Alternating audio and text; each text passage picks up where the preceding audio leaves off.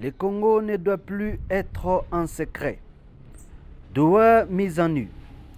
À Goma, ce 20 novembre 2025, le secrétaire permanent de l'AFC en 23, M. Benjamin Mbonipa, assisté de l'équipe impliquée dans les négociations de Doha, a présenté à la presse l'économie générale de l'accord cadre signé avec le gouvernement de la RDC.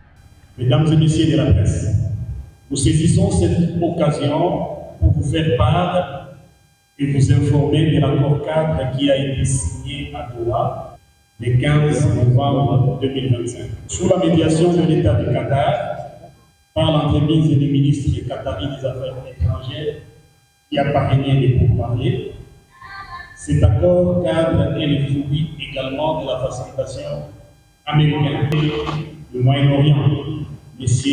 Bruce,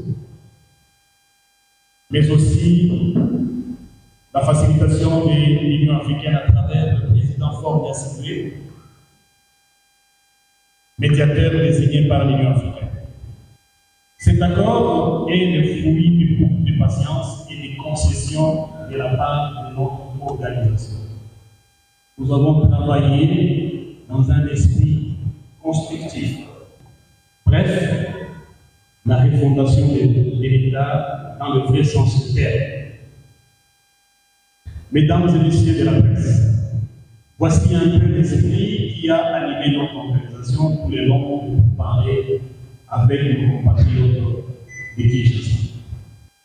Cet accord comprend 5 points. Il y a le préambule, il y a l'introduction, dans laquelle nous avons l'objet et les champs d'application de cet accord cadre, mais aussi les principes directeurs. Le 3e point, ce sont les protocoles, les petites définitions introductives.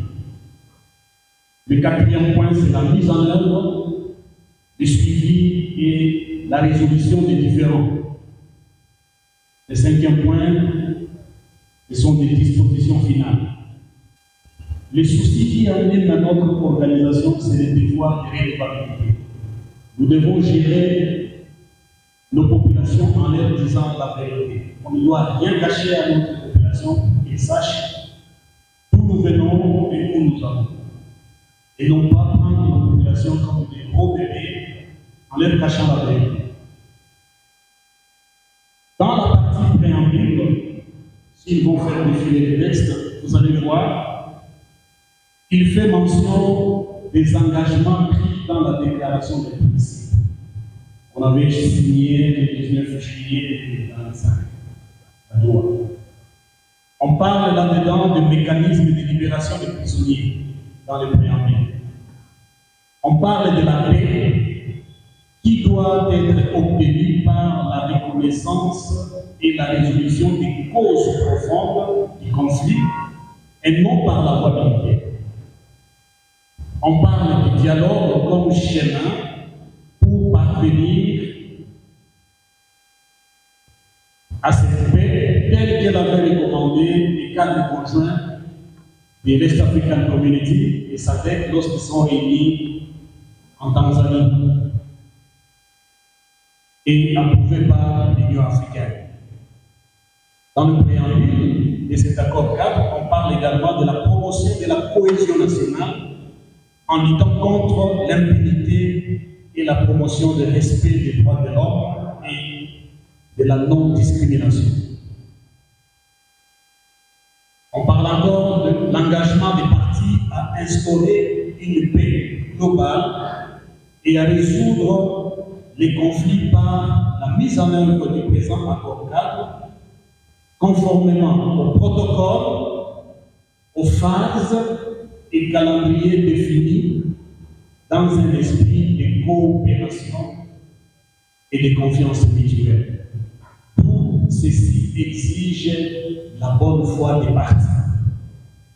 À Doha, nous avions discuté à partie égale, c'est-à-dire la partie gouvernementale et la partie AFC 23. Ce n'était pas et pour parler où il y avait une partie la manière de faire ou qui impose sa volonté. Il y a aussi la résolution des causes profondes regroupées dans les 8 protocoles. L'accord de paix global, tel que nous l'avons défini dans l'introduction de cet accord cadre, sera l'ensemble de ces 8 protocoles négociés et signés par les parties. Il contiendra également tout autre document connexe éventuel qui pourrait être convenu par